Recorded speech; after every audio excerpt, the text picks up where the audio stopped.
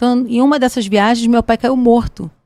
Ele tomou um café, teve uma síncope, caiu morto e não voltava. Eu lembro que a gente estava numa sala com os pastores do seminário que eu já estava fazendo, e todos os pastores vieram e começaram a orar sobre ele, orar.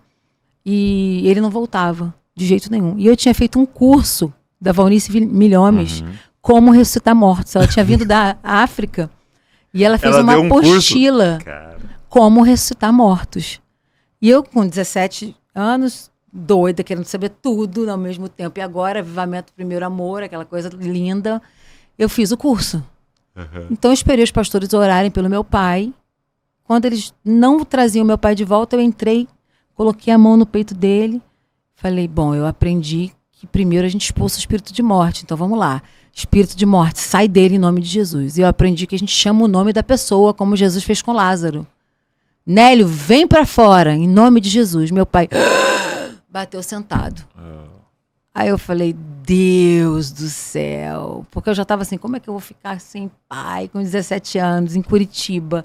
Como é que volta com o corpo? Eu já estava pensando como é que eu ia fazer para voltar com o corpo do meu pai para o Rio de Janeiro. Sim. Aí ele voltou, eu não realizei que era uma ressurreição. Eu falei, ele passou mal e ele voltou. E Jesus curou. Mas eu fiz a oração da ressurreição dos mortos. Ok. Quando eu cheguei em casa, minha avó perguntou, cá, o que aconteceu com vocês lá em Curitiba? Falei, por que, avó? Não, porque eu almocei e fui tirar um soninho da tarde. E durante o meu sono eu tive um sonho. Eu vi seu pai entre covas e um espírito maligno empurrando ele dentro de uma cova. E ele caía nessa cova, morto. E de repente, ele saiu da cova e caiu numa sala. E ela descreveu a sala para mim. Um sofá da cor tal, num tapete assim, tinham homens em volta, pastores em volta de vocês.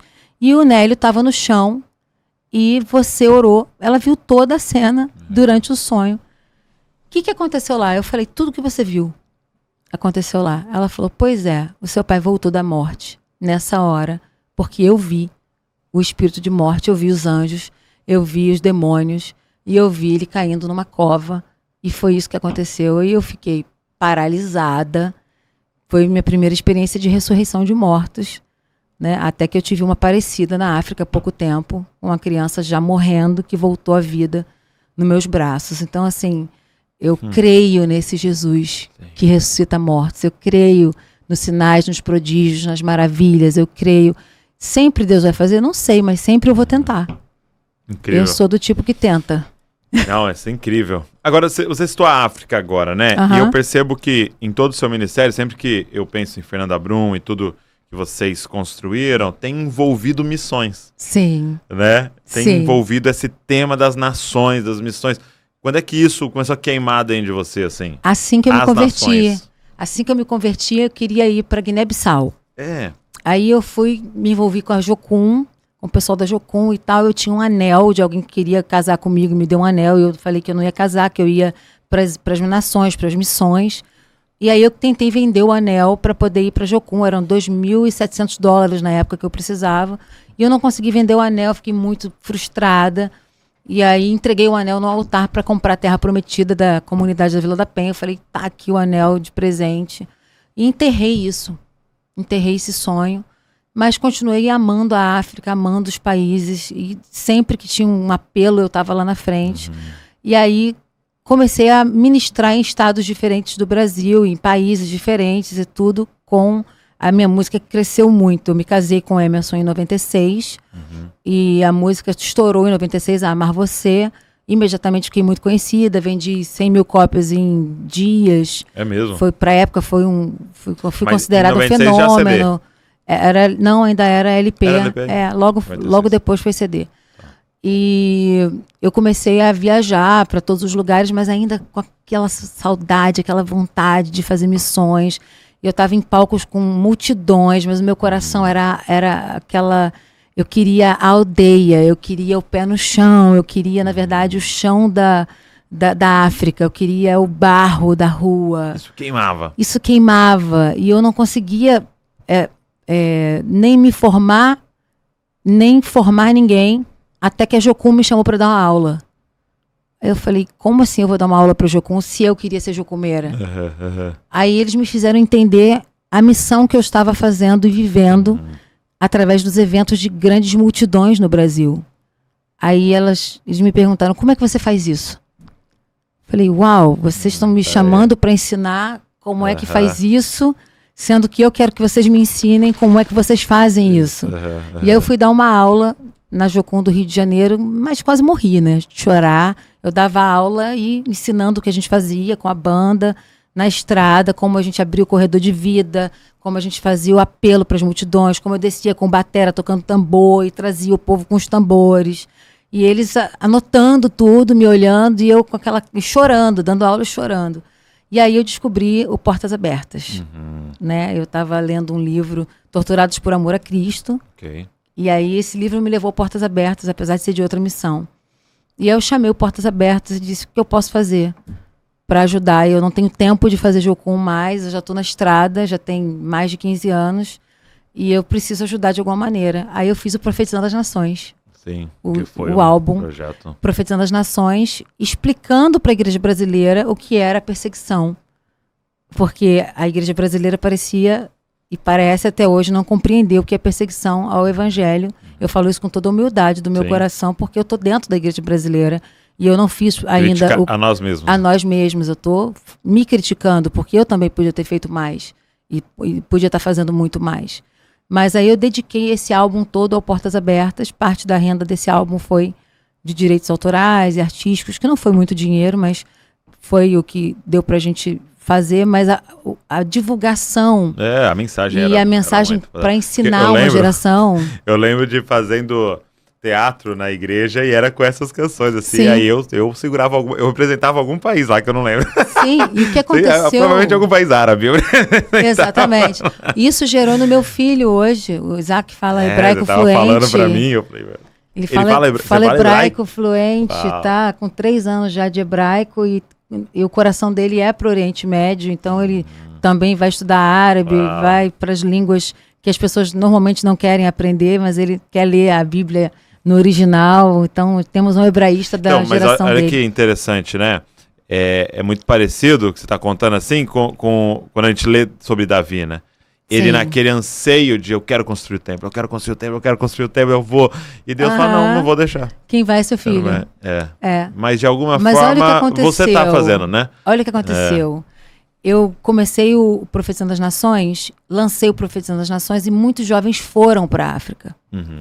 Inclusive teve um jovem, o Marcos Freire, com 17 anos de idade, pegou um avião, foi para a África sem saber falar nada, sem saber para onde ia, e foi servir um pastor lá. Inspirado pelo Eu Vou. E eu conheci ele há pouco tempo, há tipo 6 anos, amor. 6 anos? Mais de 6 anos. Né? Pouco tempo dentro dos 30 anos, né? Uns 6 anos. Uns 6 anos. Me mandaram para ungir um jovem no Nordeste do Brasil, e eu falei, eu não vou mais fazer isso, todo mundo que eu unjo, que eu abençoo, me vira as costas depois. Eu tava Jeremias, sabe, brava. Puxa vida, depois eles não lembram mais da gente, a gente cria essas crianças, abençoa, eles explodem, vendem CDs, depois não olham mais na cara da gente. Eu tava nessa crise. Ok, cheguei lá, eu ia fazer um filme iraniano, me chamaram para ser atriz de um filme iraniano, eu desmarquei essa gravação do filme iraniano para ungir esse menino. E fui. Cheguei lá, contrariada, aí Deus falou comigo assim, ouve a música dele. Aí eu ouvi. Quando eu vi a foto dele, eu tinha recusado ele num concurso do meu estúdio. Eu tinha tirado ele. Eu falei, não, esse não, vou dar o prêmio para outro. Eu falei, gente, quando Deus quer fazer, né, não tem saída. Eu fui para lá. Vai te perseguir, né? Aí Deus falou comigo, unge esse garoto.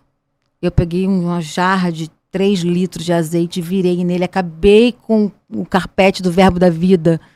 Foi tremendo. E eu comecei a profetizar sobre ele, ungir ele e tal. Esse menino começa um ministério chamado Baluarte, na África. Tem 5 anos que ele tem o Baluarte. E agora, quando me chamaram para comemorar 30 anos de ministério, me perguntaram, onde você quer gravar? E fizeram várias reuniões, fizeram brainstorm, né? Vamos lá, vamos fazer no norte do país. Eu falei, quero fazer em Manaus, quero fazer em tal lugar, tá. Deu aquela reunião toda. De repente eu olhei para o Alex Passos assim e falei, eu quero ir para a África. Eu não vou gravar. Pelo menos a primeira parte não vai ser no Brasil. Depois a gente vai fazer uma parte no Brasil. Aí ele, para a África, como? A gente não tem recurso para a África. Não tem budget para isso. A gravadora não vai bancar isso não existe.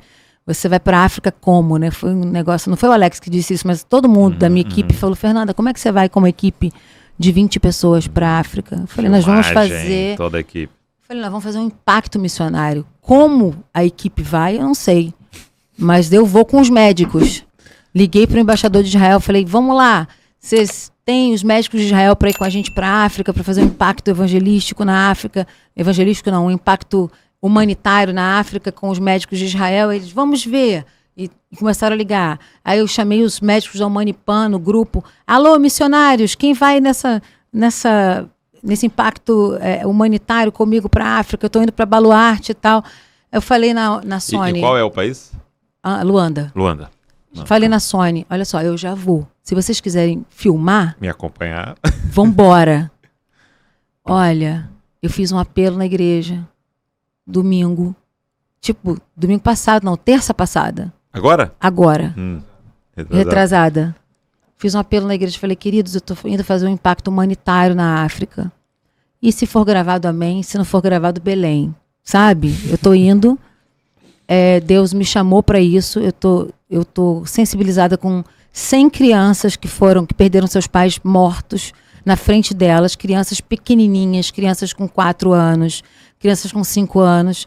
E eu tô com um jovem que eu ungi com essas 100 crianças que ele tem que alimentar. E eu não vou ficar em casa, eu vou para lá.